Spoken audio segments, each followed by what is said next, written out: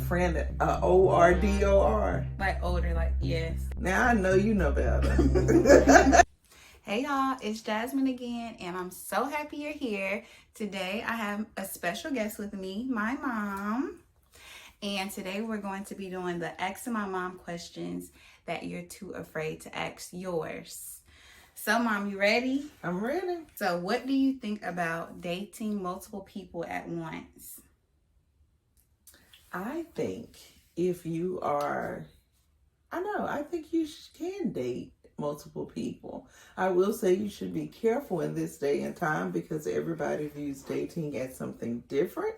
So dating multiple people could be a dangerous thing. It could be a good thing. But I think if you're not married, if you're not committed to someone that is marriage material, then having multiple guy friends, as long as it's safe and as long as y'all know where each other are coming from, and we're talking about dating and not all the other stuff. So no, I don't think you should have multiple sexual partners and all that stuff. But dating to get to know multiple people. Is it okay for women to make more money than men in a relationship? Absolutely. It is based on what works for you in the relationship. And so if there is a woman in the relationship that makes more money, then hopefully her spouse is complimentary to her in another way. So it shouldn't matter which partner is making the most money. It is what works for the house. Okay. How would you tell a friend of yours that they have an odor? A friend, O-R-D-O-R. Like odor, like, yes, they smell. Oh, goodness. And then that would depend on how close you and the friend are. I would think if you and the friend are close, you still don't want to hurt their feelings. But I think honesty is just the best way. And so sometimes you having to say, girl, now I know you know better. Sometimes it's just what you do. Because you don't want somebody to do it for you. It might not feel good, but I would rather get it at the house than by a friend than to get out in public. So, yes, definitely. Be a friend. Okay. Do you think kids should come before your husband or husband before kids? Oh, now this is just such a controversial thing.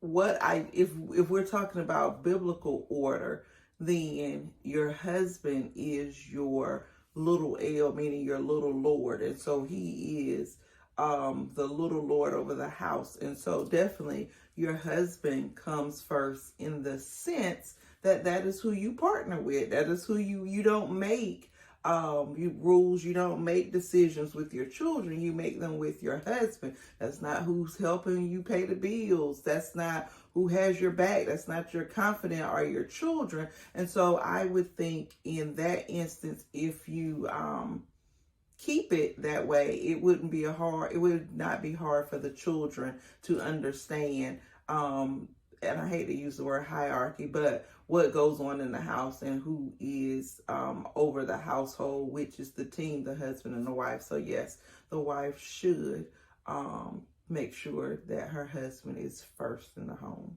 Okay. How does someone start a relationship with God? Where do they start? Easily. And so the easiest way to start a relationship with God is to seek him. And so how do we do that? By just talking to him, just spending time as much as we simply spend time watching TV. How do we get to know people that are on social media? Because we don't talk to them face to face. We don't talk to them on the phone, but we watch them. We start knowing what their day is like. We start memorizing the people in their family. We start knowing their routines, where they work. And so the same thing with God, starting to read his word. People always say start with the Gospels first. If that is too much, then definitely getting you a daily scripture or some Bible plans to start with to help you study. But just simply, sometimes it's just getting to a quiet place and just talking to God like we're talking to one another. Simple. Yeah, keep it simple. What do you think? Now I'm doing a switch. These are easy questions though. Yeah. Okay. What do you think about being a city girl. So when you say city girl, like just getting the money, getting flued out, like it's basically the dating question, but that's just what you do. You're not trying to settle down. You just want to be a city girl. You just want to go with the vibes, get the money, get flown out to different places, and that's all. Flown out by who? By a guy. So you just looking for guys with money so you can have a good time, right? Oh. That's what it is as a city girl. Yep. Well, what does it cost? So if it's not costing you anything, then one would say, hey, what's wrong with that if that's what people want to do? But I'm sure it costs you something to get flown from here to there. And so then it's just, I mean, maybe those things are fun, but what's your worth? Is a trip to LA your worth? That's a good point. And so that's how I would look at it. But you do you, hon. Do you, boo. Should you live with someone before you get married? Another controversial. Yeah, this is a controversial question because back to biblical. If we're saying biblical, then we're saying no, because of the fact of not having sex before marriage. I can't see how you could stay with someone that you're saying is your soulmate, the one you love, the one that you want to be with forever. And I'm not saying that people haven't done it. I just would think it would be hard to do that. The other thing is it would also depend, it depends on a lot of things, especially if you have roles in the church, if you have roles in the community in a biblical sense, then how does it look? No, we don't care about what everybody thinks, but the scripture does says if it hinders your brother or your sister, if it causes them to slip, then definitely you want to be mindful of what you do. Again, this is definitely based on the life that you live. And I would say, what does it cost you? So we all know about soul ties and all of these things. I'm not knocking if you are living with your boyfriend or your girlfriend. What I am saying is to evaluate the situation and what is it costing you? Because the other thing is, you don't want to stay with somebody 10 years and y'all still haven't got married. Hey, once again, it works for some. I am just saying be mindful of what you want, right. And what your morals and values are. That's a good answer. Okay, what do you think about spinning the block? So that means, you know what that means, Mom? No, I think spinning the block. So say you was dating somebody and you got to know somebody else after y'all broke up, but then you spinning the block, so you went back to them. Back to an ex? Yes. Spinning the block is going back to ex. No.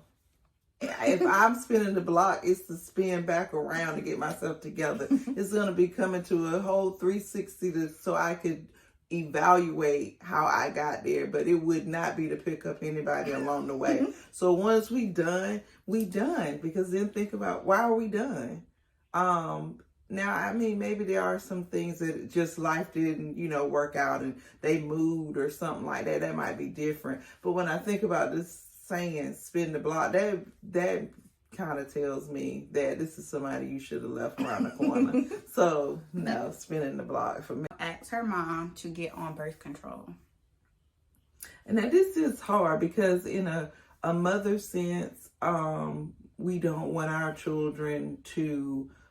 definitely, most of us don't want our children to follow our footsteps, get pregnant young.